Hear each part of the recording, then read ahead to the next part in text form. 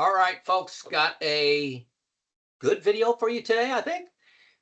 It's a little technical, so I made a PowerPoint and an Excel document to help communicate a lot of numbers to you. Okay, this is how I construct my buckets. So during market volatility, down markets, I don't panic, I don't sell, I don't sleep. I could sleep at night. I just go on with my retirement journey. How do I design my bucket sizes? You're going to see that today, and you're going to see why I design it that way. So I'm going to share my screen here. Give me a second. There we go.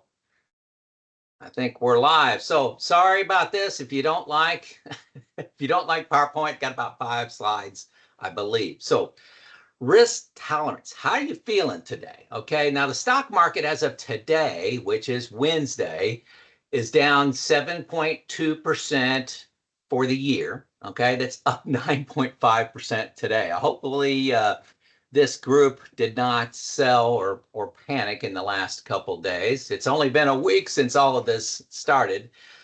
Quite frankly, folks, I've been working on this video for about 2 days. Normally don't work that hard on them, but I'm shocked with the comments, and that's really what prompted this video. A lot of people saying they're canceling their retirements, a lot of anger, a lot of blame, a lot of this time is different. Boy, anytime you say this time is different, yeah, there are some unique things going on, but is the market going to be the same? I'm thinking so. And even if it's not, how do I protect myself from that? It's easy to say you're a risky investor. And, a lot of people have made fun of me in the comments about how I have 20% of my money in fixed assets. They think I'm crazy. Go, Joe, go, invest, all in. You should be at 100%. It's easy to be confident when you're working, and it's easy to be confident when the market is going up. The test is how you feel when the market is down or it's very volatile like it's been the last week. So I'm going to have 3 challenges today total for you. Number 1 is write down how you're feeling today. Market was down 15% this morning. Now it's down 7%. How are you feeling? Are you mad? Are you scared? Are you confident? Why? Are you mad at Trump? You don't know the risk you are, or do you not know the risk you're taking in the market? Okay. Sorry, I didn't read that correctly. Okay. If you're panicking, changing your lifestyle, selling, perhaps. Number 1, you don't understand what could go wrong. 2, your plan does not have enough safety in it. And 3, you lack confidence in your plan. I'm going to address all 3 of those today. Okay. Hopefully you can read this. I made this as big as possible for you. Okay. I'm sure I'm on the side over here, up here in the corner. But this is titled, What Can Go Wrong? This is the S&P 500 bear market since 1950. I'm not going to read all this information for you, but I'll give you the layout of it. Okay, so on July 15th, 1957 was a peak. And then the trough, the low, was October 22nd, 1957. That was a 20.7% decline. Took 99 days to get there.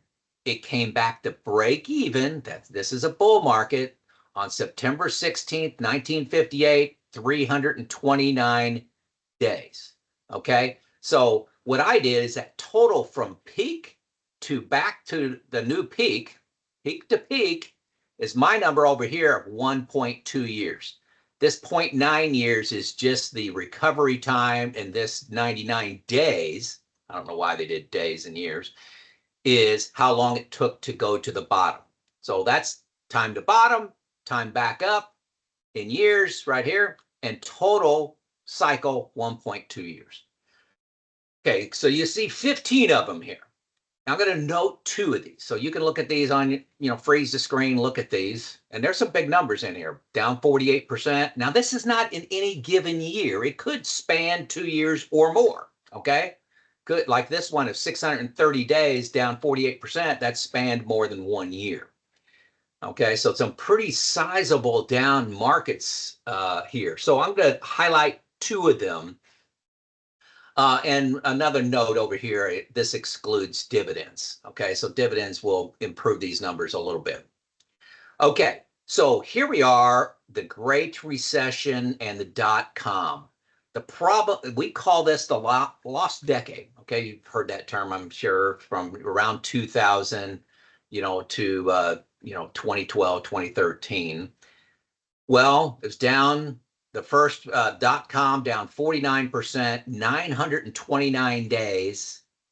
Okay, and then the recovery back to new highs or back to the same peak was in May of 2007. Took 4.6 years. The total peak back to new peak, 7 years. 7 years. You saw that correctly. Okay, and then in May of 2007 is when that got back to the new peak. And then look at this. In October of 2007, 3 months later, it started another decline of 56%. This was the Great Recession. Took 517 days to get to the minimum. Got back to new highs on March 28th of 13. 4.1 years to get back. Okay. That was 5.5 years to break even. Now, the problem with these two is these seem like two separate events, but they were only separated by 3 months. So if you didn't recover your defense against a bear market, and I'm going to talk about buckets here in a second, if you didn't rebalance during that time period, you're looking at a very long, painful 12 years. Okay, that's my point here. Here was another one. I'll be quicker on this one, from 68 to 72, down 3.3 years to peak to break even. And then immediately following that, 72, this one was, almost a year later, let's say 10 months later, which is still pretty quick, pretty back to back, another 7.5 years of a down market in recovery. So pretty ugly, two big ugly periods in the last, let's say, 75 years. So I threw out a couple statistics over here in yellow. The average total cycle peak to break even is 2.5 years, but we don't live in averages. It's these big ones can be painful. There 73% of these bear markets and recoveries were under 3 years, 80% under 5 years. Okay, 80% were under 5 years, but 80% under 5 years doesn't make me feel comfortable that 20% of them are going to be longer than 5 years. Okay, so hopefully this makes sense. Pause on this. This is critical to how I designed my buckets. You should consider these too. What can go wrong? Okay, so I plan for 10 years. I just showed you why. Now, this doesn't quite cover the whole Great Recession, but it covers all the other ones. Okay, so I selected 10 years. This also, in 9 years from now, I am qualifying for Social Security. I'm not qualifying. I'm deciding to take Social Security. So that's going to help my income. So I picked 10 years. So you got to decide, back on this chart, what do you want to be protected from? Okay, 5 years, 7 years, 7.5. These two back-to-back painful ones, these two back-to-back painful ones. I selected 10 years. That's not the right answer. That's the right answer for me at this time. So that is my risk profile, a 10-year bear market and recovery is what I want to be protected from. So I need 10 years of assets to cover that. So a simple formula, 10 years of expenses. That's what I'm looking for.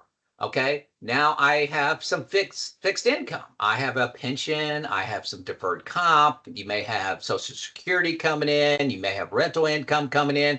So you take those 10 years of expenses, everything you're going to spend, and then you subtract off your income. That gives you what you need over 10 years from your assets. Okay, hopefully that makes sense. So I'm going to I got a very simple spreadsheet I want to show you right now. I've got to hit escape here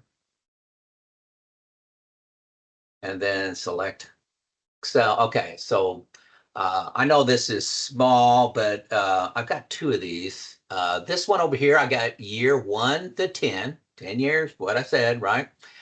And in this situation, we're going to say my expenses are $70,000 a year. Okay, and that's going to go up with inflation for the next 10 years.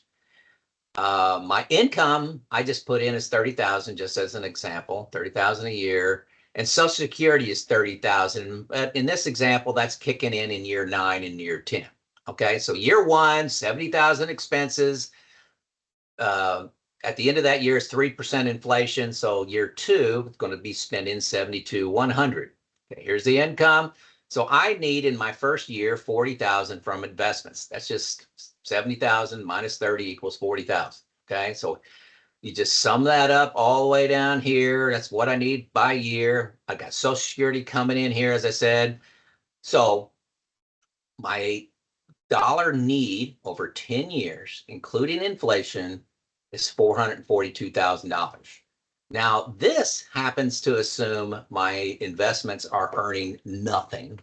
This is just greatly simplified. I could have had my investments going up by, I could have taken this 442 and said, hey, I'm only taking this 40 out of it. The rest of it I got invested, making 3.5%. It's going to make the situation a little better, okay? But I want to simplify the chart for you.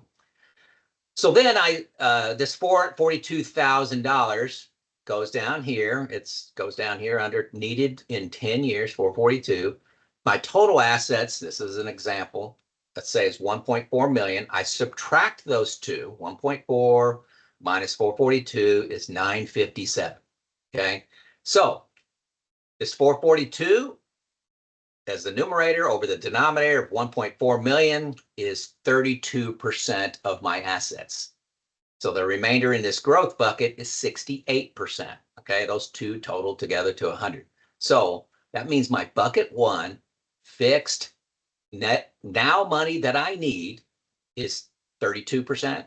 My bucket 2, my growth engine, is 68%. So some of you call that in the industry, I guess it's called asset allocation. Okay, this is a 68-32 portfolio. It's designed and calculated, designed to handle a 10-year bear market and recovery, and fits my risk profile that I selected. So that's what I did. So over here in this second example, I just changed the inflation from just all being 3. I got the first 3 years at 6, 7, 8. Then I reduced it to 3. Every other number is the same. This person needs a 63-37 mix because of the higher inflation. So inflation is a big deal. If I would have put all 6s in here, it would have really dramatically changed things. So the only thing that's I left off of this, like I said, is this bucket 1 money that you're setting aside. I don't have it earning any interest, okay, right now in this example. But I'm trying to make this simple so you can understand it. And no, I'm not going to email you this spreadsheet. It's my spreadsheet. I don't want the liability of somebody using something I designed. So let's go back to the PowerPoint here. Okay, so you saw that spreadsheet.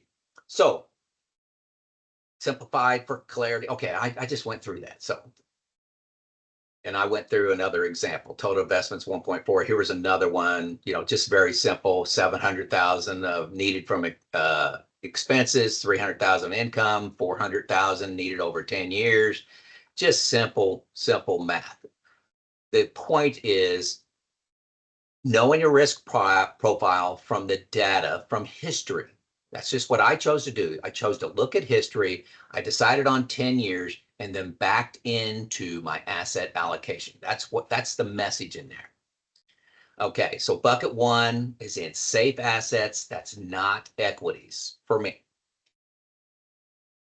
That is CDs, bonds, T-bills, money market funds kind of stuff.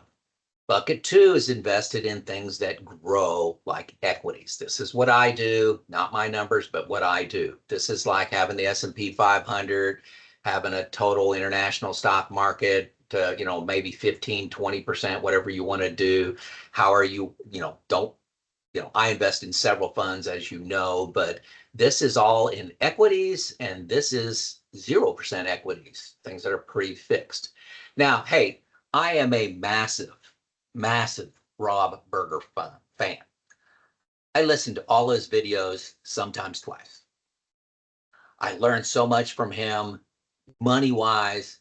He is my go-to, and I suggest you learn from him as well. He has come out on the record as being, I'm against buckets. I just rebalance every year. I'm 60-40, 70-30. That's what I recommend. Once you get your risk profile, just rebalance annually. It's simpler. Okay. But in a recent video, Rob, the last 3, 4 days, hey, 10 actions to take during these turbulent times, during this crash. I believe it was number 3. He said that he calculated the number of years safe. So it takes his fixed assets and his expenses and calculated how many years he could be safe, what money did he have that were before he needed to draw on equities. He did that to feel better, his words. Welcome to the bucket world. That's exactly what buckets do. If you have a 60-40 portfolio or 70-30, how many years are you safe? How can you sleep at night knowing that you're 60-40? Well, you convert that to years. I know that I've got 10 years out of the market. As long as this recovers in 10 years, I don't have to sell any of my equities.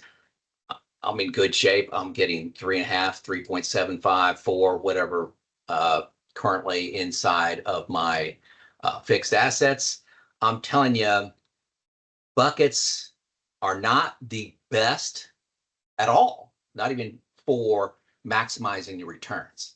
That's not what they're designed to do. They're to maximize your experience and peace being retired. Okay? So I said I was going to have 3 challenges. Here they are. Number 1 is a repeat. Write down how you feel today and why. Is this rational? Are you being a victim or are you taking control? Do you trust your plan? Why or why not? So how are you feeling today with all this drama that's happened in the last week? Number 2, how do you determine your risk profile? Is it different than mine? Let me know in the comments. Maybe I'll change. Maybe I'm completely wrong, but let me know how you do it. Is it similar than mine? Leave a comment. Third, how do you gain confidence in your plan? Folks, if you sold off some, I understand, during the last week. You've been missed out on this 9.5% increase. I understand. Gaining confidence. I got this in bold red. You cannot gain confidence in your plan without an external person reviewing it. I've talked to 300 clients when I used to do retirement coaching. I have gotten feedback from 2 organizations, Donaldson Capital Management, Defining Wealth, and Money Pickle and Neil Fort Window. I have 5 organizations, and it's unbelievable the feedback that is coming from those encounters. People are standing a little taller. They're being bolder in their decisions. Hey, I thought I needed to work 3 more years. I only need to work 1 more year. I don't need to sell off.